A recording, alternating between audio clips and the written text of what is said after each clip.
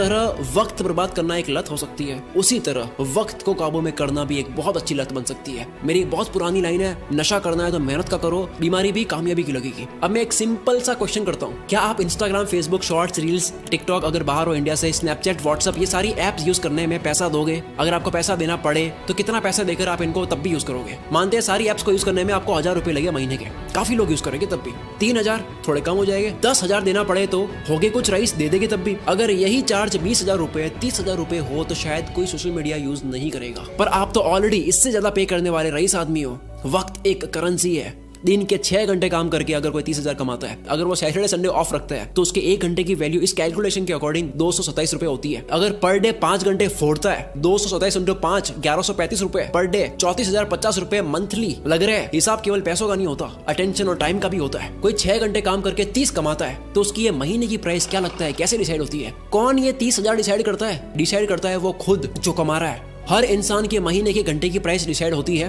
कि काम के बाद वो अपना वक्त कहाँ दे रहा है। सोचो कोई अपने काम में अच्छा होने में रोज 3 घंटे दे रहा हो, क्या उसके काम की प्राइस 6 महीने बाद सेम रहेगी? लेकिन यही 3 घंटे रोज नेटफ्लिक्स को दिए जा रहे हैं और ये समझ रहा है कि केवल महीने के 199 ही लग रहे हैं, लेकिन वो 199 नहीं है। 3 घंटे मतलब 681 पर डे, महीने के 20,430। वक्त एक करेंसी है। यस, कभी कोई मूवी देख ली, समझ आता है, मैं भी देखता हूँ। एंटरटेनमेंट में वक्त देना अच्छी बात है, लेकिन अफोर्ड नहीं कर सकते उतना वक्त देना अच्छी बात नहीं है। अगर आप 5 घंटे रोज फोड़ कर महीने के 34,000 रुपए अफोर्ड कर सकती हो, देन गो हेड। क्या हो अगर यही वक्त वॉरेन बफेट की तरह इन्वेस्ट कर लिया जाए? कोई ऑनलाइन प्रोडक्ट देता है 1500 का, कहता है वहां से लेके होगा 1200 में, मैं तो 300 रुपए बचाऊंगा। आपने 2 घंटे जाने आने में 454 रुपए का वक्त बर्बाद करा, उसका क्या? आप कहोगे यार भाई ये तो मजे नहीं करने। यस, नहीं करने, नहीं कर सकते आप मजे। इफ यू आर ब्रोक, अगर आप अभी तक फाइनेंशियली फ्री नहीं हुए, आप इतना मजा अफोर्ड नहीं कर सकते। अब मैं आगे जो बोलने वाला हूँ झेल पाओगे तभी सुनना। इंडिया में 75 करोड़ यंगस्टर्स है जिन सबकी एज 25 से कम है। अगर इन सबको इन्फ्लुएंस करने वाले लोग सारे एंटरटेन वाले हो गए तो सोचो क्या होगा। जूलियस सीजर ने कहा था, if you want to destroy a nation,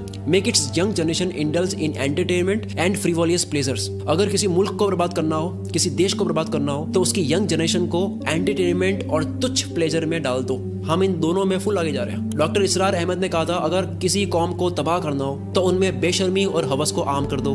entertainment का इतना कंटेंट पहले इस पृथ्वी पर कभी नहीं था। जब रोमन कंट्री के लोगों को गुमराह करके रखना था, कंफ्यूज करके रखना था, तब पता है क्या खोला गया? एंटरटेनमेंट के लिए सर्कस। रोमन एम्पायर का एक कॉन्सेप्ट है ब्रेड एंड सर्कसेस, कि अगर लोगों को सिर्फ खाना और मनोरंजन मिलता रहे तो उन्हें सरकार और समाज के बड़े इश्यूज की परवाह नहीं होती। आज वही सर्कस हम लोगों को मीडिया दिखाती है ताकि आपका ध्यान पॉल्यूशन, टैक्स, जीडीपी ऐसे मुद्दों से हटे। आज वही सर्कस सोशल मीडिया और ओटीटीज है। मैं सर्कस और एंटरटेनमेंट के अगेंस्ट नहीं हूँ। एंटरटेनमेंट अगर आपकी मर्जी से हो तो ठीक है।